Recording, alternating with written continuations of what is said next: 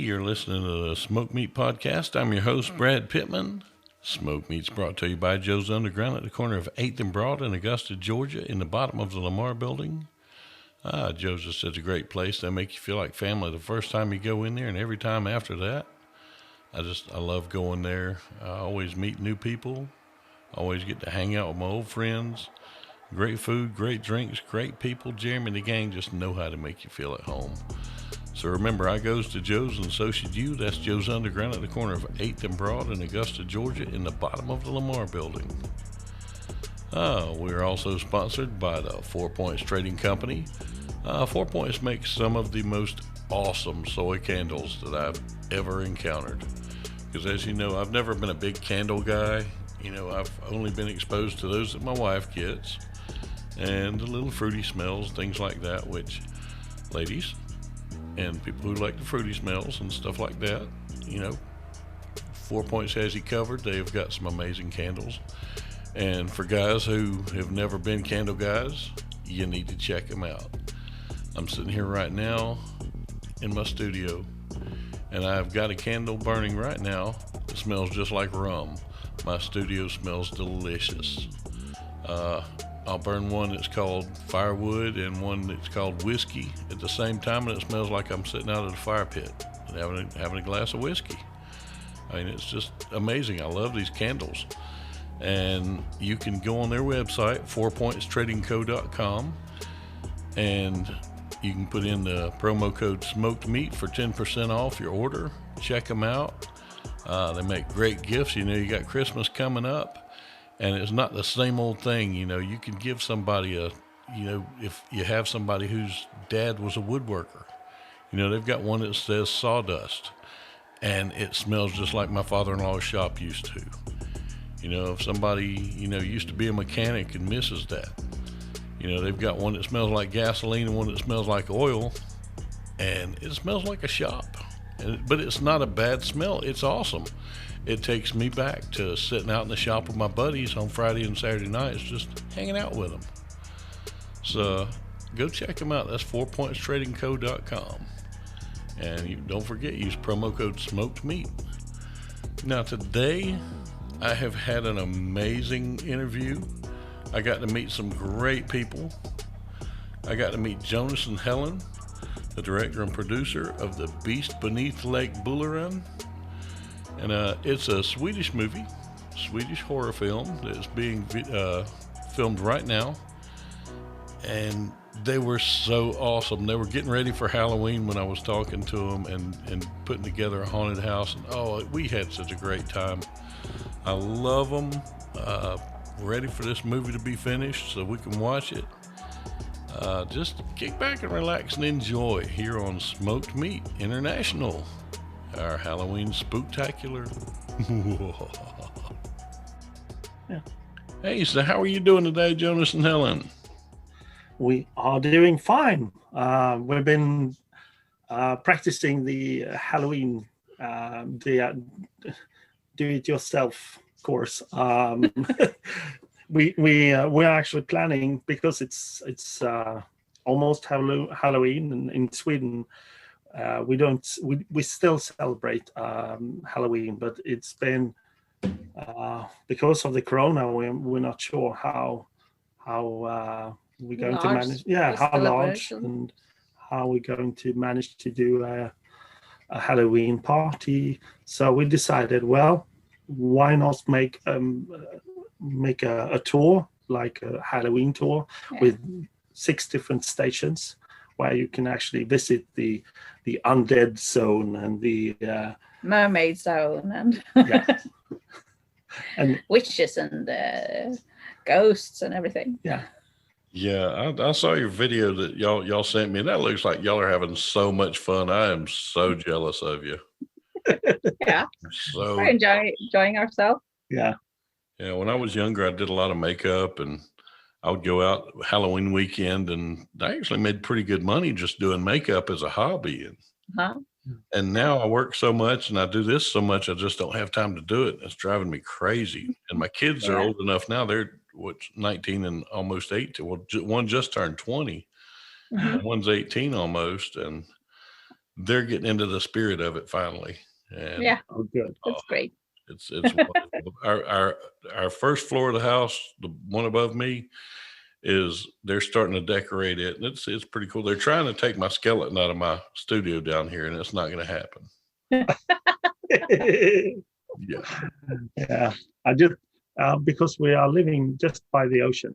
We have less than 20 meters from the ocean, so the house is just still it's just by the sea, and we've been picking up wreckage like trees, wooden stuff, all kinds of things that actually floats into the to the shores. Oh man. Yeah, the mermaid room is going to be awesome. I like the, without giving it too much away, what I've seen so far is Yeah. going to be amazing. Yeah. Y'all are My going daughter is all the out. model. Yeah. Yeah. So we actually decided to because we Helen and I we met last year in November, and in January we decided to stick together for real, and I let her to be one of my partners in my company, and then we went from that. We decided, well, we have to make a studio. What is the name of the studio? And she said Ronrike, which is the old Viking name of this area where we live in Bohuslän. Mhm. So Very it's a 1,000 years old name. So we call it Ronrike Studios, and we decided, well, we have to make something out of it, and but unfortunately the corona hit Sweden pretty bad. Yeah. So we had to Reinvent ourselves. reinvent ourselves, and What to do now? yes, so because we really wanted to get the investors understand the importance of having a film studio up here, because it's 2 hours to go to Oslo in Norway, and it's 1.5 hour to go to Gothenburg. So it's just between, and there is already a big studio in Trollhättan, which is called Trollywood, but there is nothing here. So we thought, well, how about make a local film studio in this area? There are so much to view in the nature, so much great scenery. Actually, CNN named this place one of the 10 most that you need to visit before you die, the most beautiful places in the world. This is one of them. Oh man. So we want to show the world what we have here, and we have so many great stories to tell. There have been piracy that was legit by the government. Yeah, they said you can go out privateering here on the coastline, because they saw great cash in that. Yeah. So they actually made it legal for those people to do that. So that's one of the stories, and we have Bronze Age stories, we have Viking stories, we have so much to tell from the area. And we have the very large amount of Stone Age settlements, which you can actually, some of the place you can actually visit because you have the graves and so on. But there is there are a lot of places where you can historic places you can visit. And after the pandemic's over, when we can finally travel again, I'm wanting to go to the places where I'm talking to people. I've done a lot of people from New York, LA, down in Florida, and things like that. Sweden would be amazing, I think. Sweden is amazing. It's beautiful. I love new things. Yeah. Bring a little Southern cooking down up there. Yeah. The we actually met during the when we were shooting the Beast Beneath Lake Bullaren. Bullaren is actually the lake. It's called Bullaren. It's actually two lakes that connects together in a small passage. It's the North Lake and the South Lake, and they are quite deep. The depth is 39 meters. So it's quite deep, and you don't have a lot of sights. And there's an actual legend about a sea creature within the lake. Fishermen were haunted by this creature several hundred years ago. And I think the first written document of the sea creature was in 1746. Nice. There was a pastor that wrote down what someone had seen. Yeah. See, I love those kind of legends because they're just they're great. Any kind of creature anywhere. Here we have Bigfoot. Yeah. And I'm a Bigfoot fanatic. As a matter of fact, let me turn my camera. Yeah. On top of my speaker. Yeah. Okay. A Bigfoot coffee mug. So yeah, of course. But yeah. But do you have the Bear Lake monster? We do not that I know of. There was a Kickstarter project called the Bear Lake monster, and then I had to look it up, and of course in Bear Lake, which they have this story, and this story is so old because the Indians, they were afraid of this creature in the lake. Mm-hmm. So you actually do have sea some monsters sea monsters as well. Nice. Now, I know growing up, when I went to Boy Scout camp for the week, they had a monster that would basically, they told us about to keep us out of the lake at night so nobody would drown. But they called it the Lizard Man. And I'm thinking, you couldn't be more inventive than the Lizard Man, really. Just tell us don't go to the lake. Yeah. The creature that lives in Bullaren is called Smeviks Ödland, which is Smevik is a name of a cove. Yeah, the cove of Smeviken, and then Ödla is lizard. So yeah, it's the lizard of Smeviken. Okay. Yeah, and there's an island outside of Smeviken that's called Smeviks Ön, which is and and when the creature can reach its own tail around the island, the world is said to end. Okay. So hopefully he doesn't grow anymore. No, and when he's been going, he can see his own tail right now. Yeah. And the island itself, Smeviksön, is actually, it looks like a bit of the island of Alcatraz, because it's nearly impossible to go to the island. It's very steep. It's very steep and it's rocky, really, really rocky, and then it's packed with forests and trees. So you have a boulder, and then it's smacked with trees. Huh. Yeah. That's weird. I like it.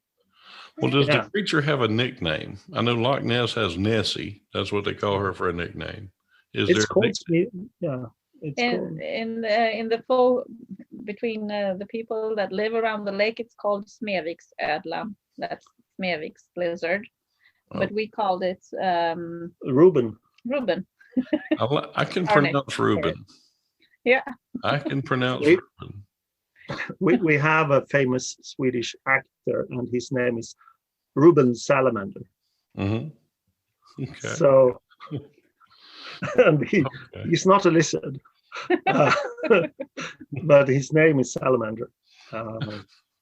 So of course we need him to get the name of him as Ruben. I like it. Yeah. I like it. I'm my prop maker, he called it the sea cock. It's the face or the head of the creature. It looks like something else, but a lizard. Nice. Yeah. Nice. I'm looking forward to y'all being able to finish this thing. You know, I hate that the seasons are changing and things like that are happening where you got to kind of wait. I'm ready to see this thing. Yeah. I love a good movie. Yeah. We think it will be sometime during next autumn. It Yeah. will be released. Okay. We have still some catch-up scenes to do in the spring because we need the autumn turn to spring or winter to spring before we can do some more shooting. Yeah. Yeah, and even if the leaves weren't a problem, I imagine it's starting to get a little bit chilly there. Yeah, Yeah. a bit. But it's quite a warm autumn. Yeah. But you never know. We had in the southern part of Sweden, they had frost during this night. Okay. But we haven't had it yet because we're so close to the sea. So the sea warms everything a bit. Okay. Yeah. Yeah, I know it's not been bad here in Georgia, and hopefully it's not going to be a horrible winter. I like cool weather. I don't like cold weather. I hate snow because I'm a paramedic full time. That's my day job, and you know when it snows, I get stuck at work because people can't come in, or we have so many things going on, and I despise it when it snows. Yeah. Yep. Because here it's funny, you know, in New York and places like that, when it snows, people up there are used to it and they can drive in snow that's 3 feet deep. Yeah. Here, if we get a light dusting on the ground, people lose their mind and cannot drive. All over the road, all over the ditches and the fields, and it's a nut. Oh yeah, it's crazy. We have some similarities around here, yes, with your experiences. Yeah, it drives me insane. Yeah. I hate it. Yeah. Well, you get that when you have a country that stretches through so many climate areas. So. Yeah. Well, Jonas, I know you've done a lot of stuff. You know, I was looking up your IMDb. Yeah. You are a horror guy for sure. Yes. Yes, he is. Oh yeah. And have you heard of any of them or seen anyone? I have. Some of them sound familiar, but I can't place them. That's the thing. But tonight, this is my mission. I'm going to find them. Yeah. I am going to find them tonight because that's my mission. Like I say, I'm here alone tonight, so I'm going to watch movies. Yeah. Yeah. Yep. I've got a lot of interviews to do today, but you know, they're about 2 hours apart, so I have time in between. Yeah. Yeah. It's not easy with we just figure out the time zones are somewhat confusing sometimes. A little bit. Yeah. Yeah.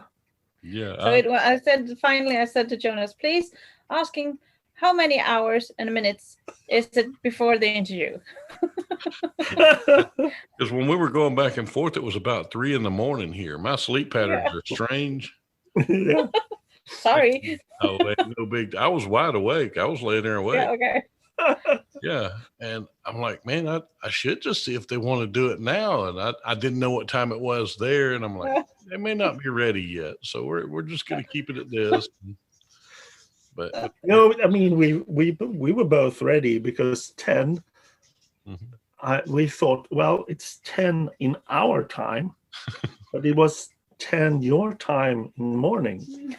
So it was very confusing. Yeah, I've just gotten to where I'm used to when I talk to people in California, I'm 3 hours ahead of them.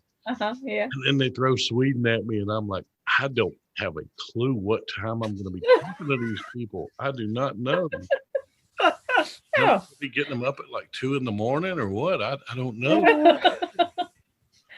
We have quite a lot of conversation with the US, which is very nice. But the time zones are killing us because sometimes we have to be up till 12 and Maybe we have 2 in the we morning. have a meeting, and then we're gonna have a meeting the next day with another time zone. It's all crazy. Yeah, I've got my last interview tonight is, I can't remember if it's 10 o'clock or 12 o'clock. I've got to look at the schedule. But it's some people out in California, and they weren't able to do it during the day today, so it's later in the evening for them, about 7 or 8. And Yeah. I'm like, well, I stay up late anyway, so it's okay. I can live with this. I can handle it. Yeah. But yeah, Well, it's an adventure. Yeah. But No, if I still want to talk about the challenge of making this this movie, the Beast Beneath Lake Bullaren. Yeah. Because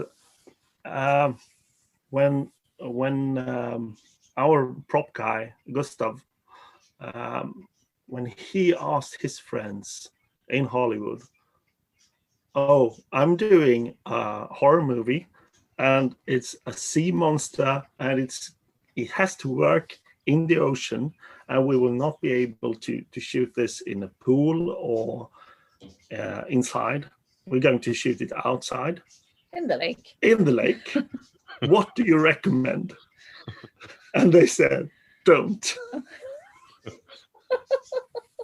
Yeah, look, if you check out Joe Alves when he did Making the Monster, talking about making the Jaws monster. Yeah. Oh, it sounded like a nightmare. Yeah. I can imagine how y'all's is doing. In preparation for this movie, we actually sat through 5 hours of behind the scenes and how to do Jaws. That was very interesting, and we learned a lot. Yeah. I mean, we had 2 months of preparation, because we begin the. I mean, we saw just a short note in a tourist guide from the 80s that there is a monster or sea creature in Lake Bullaren, and it was written by this priest in 1746, and it was an explanation of the look of the creature, and that's it. Really? So we saw that in the beginning of April. I think it was the beginning of April this year. So the idea evolved, and our friend, who is also our cinematographer, took it on himself to start making a script. Yeah. So it developed quite fast, and then we didn't know which way to go in the beginning of the summer, and everyone went on vacation, and it was hard to get people to come together to make a movie. And then in the beginning of August, Jonas said, "We have to make it in 2 weeks. We have to begin." Yeah. Okay. During the end of July, I said to Helen, "Well, we have to begin in 10 days." Well, and then and during that period, David he wrote the first draft, and then we had a look at it, and then we said, let's make some changes, and he did some changes, and then he came back, and we said, well, this is a good script. This is a very good script. Let's do it. Let's do it. Very cool. Well, when we're not recording, because I don't want to put any spoilers out there, after I'm done recording this, I want y'all to stay on, because I have a really great marketing idea for this. Oh, yeah. And it's something that you can do in the winter while you're waiting for, to be able to finish shooting. And I've seen it work before, and it's amazing. And I just see so much potential in something that y'all could do that you would have so much fun with. Yeah. But yeah. Yes. Interesting. Thank you. Yeah. So we began in the early of August, and then we shot for 19 days. Okay. Yeah. Well, I'm actually going to get to interview one of your actors here in a little while. I get to talk to Asa. Åsa. Yeah. Yeah. Is that how I pronounce it? Is it Asa? Åsa. Asa. Okay. Yeah. I actually work with a guy who is spelled the same way, but he says Asa. No. Yeah. Åsa. But her name is Åsa. That's you know, eau, the French word for water.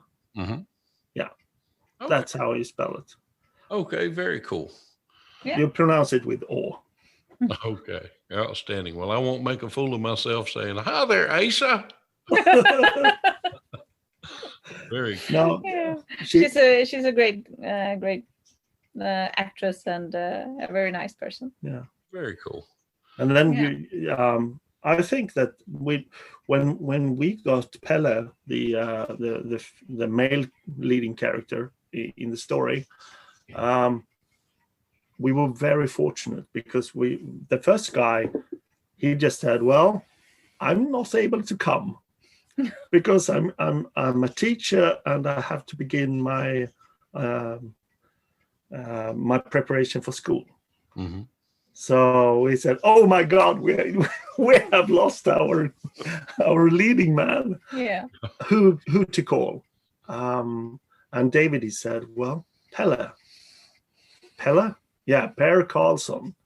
He's an ex-stuntman guy, very nice. I've been working with him. He's good at horseback riding. Let's call him." And we did. And he said, "Well, this sounds fun. I've been waiting for this kind of opportunity because I have nothing to do. I've been quite depressed, but now I'm not because I have a leading role in a full feature. Of course, I say yes." And then he just moved forward. And then he explained to us, "Well, I've been on several stunt shows on a western city here in Sweden, which is called High Chaparral. And then he's been in Austria and in Denmark for operas, and he has also done some acting and singing and so on." Yeah. So this guy, he was perfect for this role. Yeah. Yeah. I figured out whenever something's meant to be, the universe finds a way to make it happen. No, Yes. that's true.